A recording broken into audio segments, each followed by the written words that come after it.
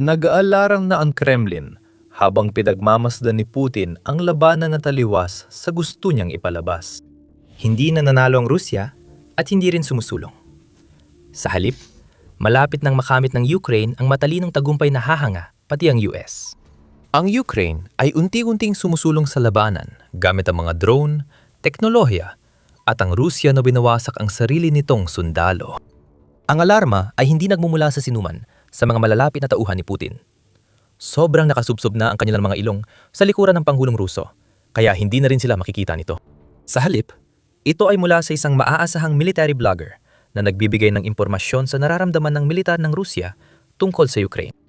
Ang Russian military blogger na si Yemen Sadilaev ay gumamit ng Telegram noong Marso 13 para magbigay ng babala sa Kremlin at buong Rusya. Sabi ng maraming militar, naghahanda ang kalaban na ulitin ang nangyari ng Taglagas 2022 kung saan nawalan tayo ng maraming teritoryo. Babala ni Sadilaev sa kanyang post na maaring mas malala ang pagkatalo at hindi dapat balewalay ng panganib ng malaking paglusob ng Ukraine laban sa Rusya. Isinasagawa ang mga kontra-atake sa buong linya ng harapan ayon sa military blogger. Gayunpaman, ang pinakamalaking banta na dulot ng Ukraine sa Rusya ngayon ay nagbumula sa kalamangan na hawak nila mula pa nung halos simula ng digmaan. Mas magaling gamitin ng Ukraine ang teknolohiya kaysa Rusya. At dahil dito, nagkaroon sila ng kakayahan na lumikha ng malalaking kill zones na puno ng bagong henerasyon ng mga makabagong drone na sumisira sa mga puwersa ni Putin. Pag-uusapan pa natin ang drones mamaya. Pero ayon kay Sadyulayev, tila walang magawa ang Rusya sa paulit-ulit na taktika ng Ukraine sa kill zone. Kasalukuyang inihihiwalay ng kalaban ang mga frontline at ang buong combat zone. Walang logistics. Ang paghahatid ng supply, paglikas ng mga sugatan, at pagsasagawa ng rotation ay mga napakadelikadong gawain. Sa maraming lugar, pagkatapos ng paghihiwalay, nagsisimula ang pag-atake ng mga drone, kasunod ang isang counter-attack. Muling nababawi ng kalaban ang kanilang mga posisyon ayon sa military blogger. Ang ibig sabihin nito ay ang malikhayang estratehiya ng Ukraine ay nagbibigay daan dito na maputulan ng suportang kailangan para makapagtanggol ang mga tropang Ruso na lalong inihihiwalay. Lalo na ang pagpapanatili sa walang katapusang pag-atake na inuutos ni Putin. Ito ang kill zone strategy na binuo ng Ukraine na ngayon ay nagbubunga sa isang nakakabaliw na paraan at pinipigilan nito ang mga puwersa ng Russia sa kanilang kinatatayuan habang inihahanda ang malaking tagumpay na nakakamit na ng Ukraine at balak pa nilang makamit sa hinaharap. Napag-usapan natin ng maraming beses dati ang kill zone ng Ukraine. Ang mga yon ay mga lugar na puno ng mga drone at iba pang mga fortifikasyon na madalas umaabot ng malayo lampas sa mga linya ng labanan na sumisira sa mga sundalong Ruso bago pa man sila magkaroon ng pagkakataong marating ang kanilang mga target sa lupa. Iniulat ng The Telegraph na ang kill zone strategy ay bunga ng pangangailangan at pagkamalikhay ng militar at na yon ay kombinasyon ng dalawa. Alam ng Ukraina na hindi ito kayang tapatan ng Rusya sa dami ng tao. Lumikha sila, ayon sa Institute for the Study of War, ng pader ng depensa gamit ang mga drone para mabawasan ang bentahe ng Rusya sa dami ng tao at hindi na ito ganoon kaepektibo. Mahalaga ang kill zone sa pagpigil sa tauhan ni Putin dahil nagawa ng malawak na produksyon ng drone ng Ukraina na palakihin ang mga mapanganib na lugar na ito ng hanggang 3 beses sa ilang bahagi ng frontline. Itinampok din ito ni Wes O'Donnell sa isang artikulo noong Marso 16 kung saan ipinaliwanag niyang ilang linggo lang ang lumipas bago ang mga dating kill zone na 31 milya sa likod ng frontline ay lumalim pa hanggang 73 milya. Napakasimple lang ng ginagawa nito. Pinipigilan nitong umusad ang mga puwersa ng Russia. Mahalaga na ito sa ganang sarili. Pero kapag inugnay sa infiltration strategy ng Russia simula 2025, nagiging mas epektibo ito laban sa paraan ng Russia. Noong nakaraang taon, nagsimulang magpalusot ang Russia ng maliliit na unit, kadalasan 2 hanggang 5 sundalo lang, papasok sa teritoryo ng Ukraine. Ang mga infiltrator ay magtatago muna sa ligtas na lugar at maghihintay ng reserba na dadaan sa butas sa depensa ng Ukraine na kanilang napagsamantalahan. Umubra ito ng ilang sandali. Ngayon, mas mahaba na ang lakbay ng reserba sa mapanganib na kill zone para maabot ang mga infiltrator habang nagpapalawak ang Ukraine. Marami sa mga reserba ang namamatay bago pa man sila makalapit. At ang mga infiltrator ay naiiwang walang suporta habang naghihintay, hindi para sa mga sundalong dapat tutulong sa kanila, kundi para sa mga unit ng Ukrainian search and destroy na laging tumutugis. Ayon sa isang hindi pinangalanang sundalong Ukrainian na nakausap ng Telegraph, mahalaga ito sa Ukraine para makatipid ang tao. Laging nagmamanman at umaatake ang mga drone. Pinapabaga nilang kalaban, binabasag ang ritmo, at binibigyan kami ng pagkakataong kontrolin ang labanan nang hindi nagpapadala ng tao para mamatay, paliwanag ng sundalo. Para sa Russia, ito ay estratehiyang nagpapakita ng mga paghihirap na binanggit ni Sadilaev sa kanyang babala. Bumabagsak ang lohistika ng Russia sa likod ng frontline. Ang dating ligtas na teritoryo ay nagiging mga kill zone ng Ukraine, na naghahanda para sa mga pag-usad ng Ukraine na tatalakayin pa sa video. Hindi lang FPV drones ang problema ng Russia. Nakapag-develop ang Ukraine ng bagong middle strike drones na mahalaga sa pagpapalawak ng mga kill zone na ginagawa at pinapasok ng Ukraine. Pinapayagan ng mga bagong drone ang Ukraine na tamaan ang mga pasilidad militar ng Russia sa mga sinakop na teritoryo, gaya ng imbakan ng bala, command and control centers, at punong tanggapan ng drone operators. Habang mas maraming pansamantalang infrastruktura ang nasisira ng Ukraine, humihina ang likod ng Russia at nagiging mas vulnerable ang mga tropa ni Putin sa frontline sa pag-usad ng Ukraine. Ganito mo itinatayo ang pundasyon ng isang tagumpay. Pahinain ng Russia sa bawat layer, tapos bawiin ang malalawak na teritoryo. Mas madaling sabihin kaysa gawin ang estratehiyang ito. Nabigyan na namin kayo ng ideya kung paano ito ginagawa ng Ukraine gamit ang mga middle strike drone. Isa lang yan sa mga drone innovation na tumutulong sa Ukraine na ihiwalay ang mga sundalong Ruso at kumpletuhin ang pag-abanti nito sa mga sinakop na teritoryo. Ayon sa post ni Sadilaev sa Telegram, malala ang sitwasyon sa harapan. Muling nakuha ng kalaban ang kalamangan sa mababang bahagi ng himpapawid. Mas marami na silang drone at nagiba pa ang kalidad ng mga ito. Sabi pa ng military blogger, maraming drone na gumagamit ng fiber optics, nagpalit ng frequency ang radio drone, at gumagamit na rin ng mother drone at iba pa. Hindi nakatulong ang ating electronic warfare at pati ang ating mga drone detector ay hindi nagbibigay ng signal. Ang kalaban ay nagpapalipad ng daan-daang drone ng sabay-sabay sa mga swarm at gumagamit ng AI. Maraming dapat talakayin, lalo na sa lumalaking paggamit ng Ukraine ng artificial intelligence na posibleng magbago ng lahat. Bago natin talakayin yan, isa mabilis na paalala na pinapanood ninyo ang The Military Show. Kung hindi mo pa nagagawa, pindutin ang subscribe para lagi mo makita ang mga pinakabagong video na ina-upload sa channel. Sa usapin ng AI, binanggit ng MIL blogger ang tungkol sa buong mga swarm na inilulunsad sa mga kill zone na pinapagana ng artificial intelligence imbes na kontrolado ng mga tao. Kung may ganyang swarm ang Ukraine, tahimik lang sila kahit man lang sa opisyal na pahayag. May mga usap-usapan na tungkol sa pag-develop ng Ukraine ng ganitong klase ng teknolohiya mula pa noong Setyembre 2025 nang iulat ng Wall Street Journal na pinapaunlad ng Ukraine ang kakayahang ito. Mabilis lumipas ang panahon at ngayon, nagsisimula na nating makita na ang mga nakamamatay na AI-powered swarm ay nagiging tunay na salik sa digmaan. Nagbibigay pa ng karagdagang pananaw ang Atlantic Council sa pamamagitan ng isang talakayan kung paano naiiba ang mga drone swarm na ito kumpara sa anumang hinarap na ng Russia noon. Noon, napipigilan ng electronic warfare o EW technology ng Russia ang drone swarm. Ang kailangan lang gawin ay putulin ang koneksyon ng mga swarm na yon sa cloud infrastructure na siyang susi para manatili silang nakatarget at mawawala na ang malaking bahagi ng kanilang lakas. Nalilihis at bumabagsak ang mga drone, kaya mas madali para sa Russia na harapin ang iilang UAV na nakalusot sa pag-atake ng EW. Nagbabago na ang lahat ng ito ngayon na may AI na kasali. Maaari pa ring maputol ang cloud connection, pero wala nang epekto dahil hindi na kailangan ng drone ang koneksyon. Na-program silang gumamit ng algorithmic targeting at magbago ng direksyon ayon sa nakikita sa lupa. Ang machine learning ay tumutulong sa mga drone na matuto at mag-adapt sa mga countermeasure ng Russia, kaya mas tumataas ang tsansa ng matagumpay na pag-atake.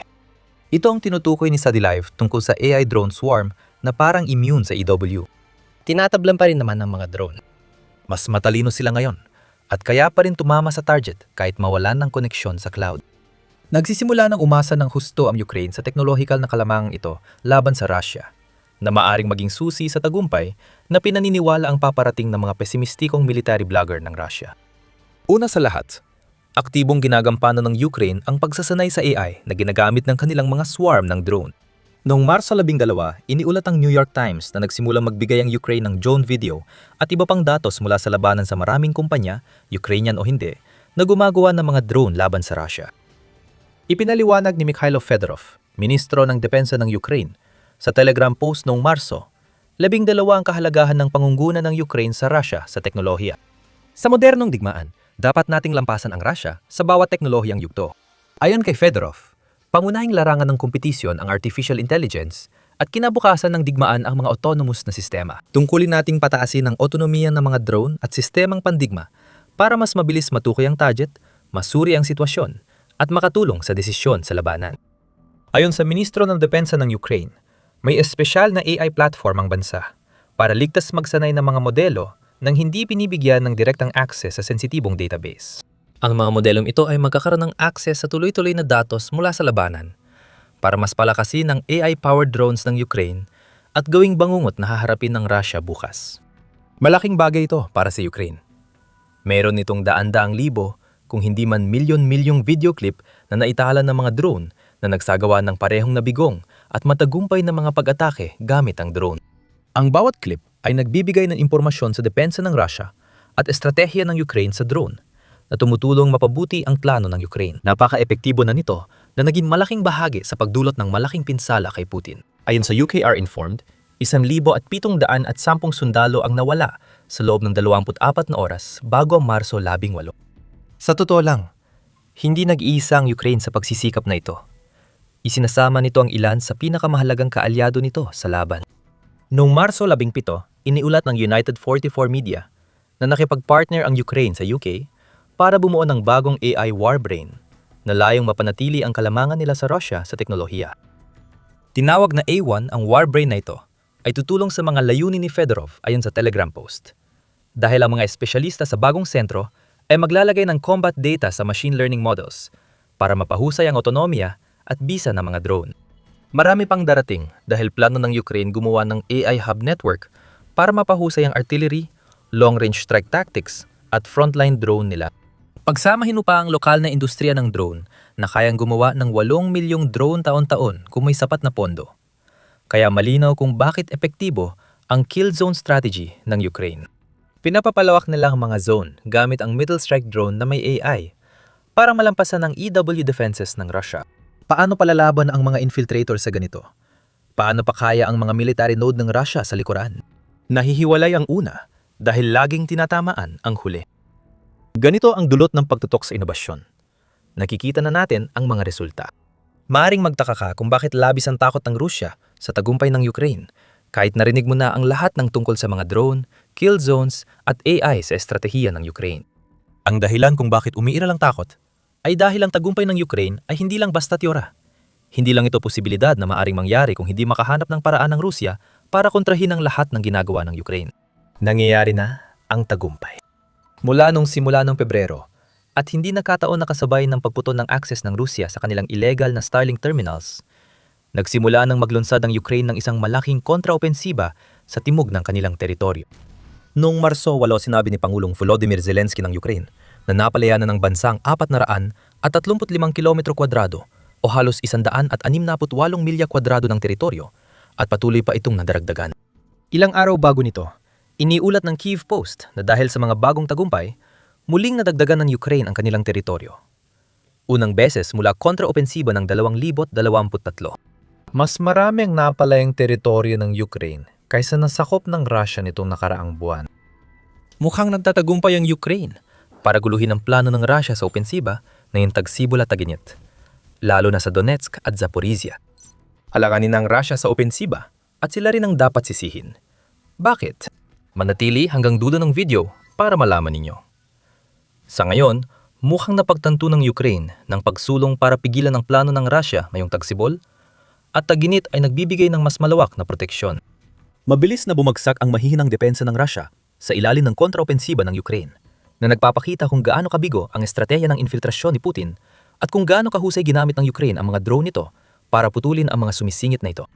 Patuloy na pinalalawak ng Ukraine ang mga kill zone nito, kung saan ang pangkalahatang layunin ng kontraopensiba ay ang paggamit ng mga drone para umatake sa likuran ng Russia habang sumusulong ang mga puwersang panlupa ng Ukraine. Ngayon, susuriin ng Ukraine ang mga naabot ito at magtatanong sa sarili. Nabawi na natin ang marami, pero kaya pa ba nating makuha ang higit pa? Ngayon, maaring tinitingnan ng Ukraine ang mas malalim na tagumpay matapos ipakitang malayo pa sa tiyak ang tagumpay ng Russia. Ito ang nagdulot ng malaking pag-aalala sa Kremlin at sa komunidad ng mga milblog sa Russia. Winasak ng pagsulong ng Ukraine ang maingat na binuong naratibo at dahil sa teknolojikal na kalamangan nito, naging posible na ang kontraopensiba ay maging simula ng isang estratehiyang tila tatapos sa digmaan sa mas malawak na saklaw. At dahil dyan, bumabalik tayo sa isang bagay na nabanggit natin kanina. Kahit mahusay ang Ukraine sa paglikha ng sitwasyon sa labanan, Malaking ambag din dito ang Russia. Ang malupit na pamumuno ni Putin sa militar ay unti-unting nagpapahina sa Russia, kaya't mas nagiging posible ang kontraopensiba at tagumpay ng Ukraine. Alam natin ito dahil sa isang ulat noong Marso na inilathala ng tanggapan ng United Nations High Commissioner for Human Rights o OHCHR. Hayaan natin ang ulat mismo ang magsalita. Ayon sa mga testimonya, ang mga komandante ay walang pakundangang nagpapataw, gumagawa, o nagpapahintulot ng matinding karahasan laban sa mga sundalong tumatangging sumali sa operasyong militar bilang parusa. Ibig sabihin nito, tiyak na kamatayan ang naghihintay sa mga umatras mula sa unahan ng labanan, kahit pa dahil sa sugat, kakulangan ng bala, pagkain o tubig. Sabi ng OHCHR, sa 85 sundalong Ruso na na-interview, 61 ang nagsabi na saksihan nila ang ganitong aksyong pamparusa habang naglilingkod sa militar ng Rusya. Sino mang maglakas loob na magsalita o, wag naman sana ni Putin. Magdesisyong baka hindi magandang ideya ang sumugod sa lugar ng patayan na milya ang haba na walang armor, maaring barilin agad ng kanilang mga komandante. Kung makaligtas man sila sa aktual na pagbitay, maari silang humarap sa peking pagbitay o ang pananakit na maaring mula sa matinding pambubugbog hanggang sa pagbaril sa kanilang mga binti at sa paligid nito. Lalo pang nagiging medieval ang di makataong pagtrato kapag nalaman mo ito. Iniulat ng isang sundalo sa OHCHR na iniwan ng commander ang bangkay ng bugbog na sundalo sa pintuan ng kanilang gusali. Bilang isang marahas at malinaw na paalala kung ano ang mangyayari kapag tinanggihan ng sundalong Ruso ang mga baliw na utos ni Putin. Nag-ulat din ang militar na intelihensya ng Ukraine ng ganitong insidente ayon sa United 24 Media noong Marso 17. Ngayon, ang malupit na paraan ng mga commander ng Russia sa kanilang mga buhay na sundalo ay inilipat naman sa mga namatay sa digmaan. Ayon sa pangunahing direktorato ng intelihensya ng Ukraine, inuutusan umano ng mga commander ng Russia ang kanilang mga tauhan na putulin ang ulo ng mga napatay nilang kasamahan bilang isang baluktot na paraan ng pagkilala sa mga nasawing sundalo. Kinokolekta rin ang mga dokumento ng pagkakakilanlan, kaya lalong nagtatanong kung bakit kailangang umabot sa ganitong karumal-dumal na pagtrato ng mga commander sa sarili nilang mga namatay. Mukhang ang tanging paliwanag sa ngayon ay mas madali raw dalhin ang ulo kaysa buhatin ang buong katawan. Iyan, higit sa lahat, ang nagpapakita kung ano ang pakiramdam ng maglingkod sa bersyon ni Putin ng isang hukbo. Binubugbog o pinapatay ang sundalong ayaw maging pambala sa kanyon. Ang mga sumusugot at namamatay sa kill zone ng Ukraine ay nilalapastangan pa ng sarili nilang kasamahan ang kanilang mga bangkay. Ito ay isang kalupitan sa antas ng pagpapakamatay at lahat ito ay nangyayari habang ang mga teknolohikal na pag-unlad ng Ukraine, mahusay na estratehiya at hindi mapigilang kontraopensiba ay naglalagay dito sa bingit ng isang malaking tagumpay. Dapat talagang tumutunog na ang mga alarm sa Kremlin. Pinapatay ng Russia ang sarili nilang tao, tulad ng epekto ng Ukraine. At ngayon si Putin ay nakikitang pagbagsak ng depensa ng Russia dahil sa malupit nilang pakikidigma. Habang abala sa mga kaganapan, tinutukan din ng Ukraine ang malalakas na pag-atake noong Pebrero para pahinain ang makinarya ng digmaan ng Russia. 105,000 target ang tinamaan. Nasirang depensa sa himpapawid, paggawa ng misil, at lohistika, at napatay ang mga drone pilot. At maaari mong malaman ang lahat tungkol dito kung papanoodin mo ang aming video na tumatalakay kung paano binabago ng Ukraine ang paraan ng pakikidigma sa makabagong panahon. At kung nagustuhan mo ang video na ito, siguraduhin mag-subscribe ka sa The Military Show para makakita pa ng mas maraming pagsusuri tungkol sa mga malikaing taktika ng militar na ginagamit ng Ukraine laban sa Russia. At maraming salamat, gaya ng dati, sa panonood.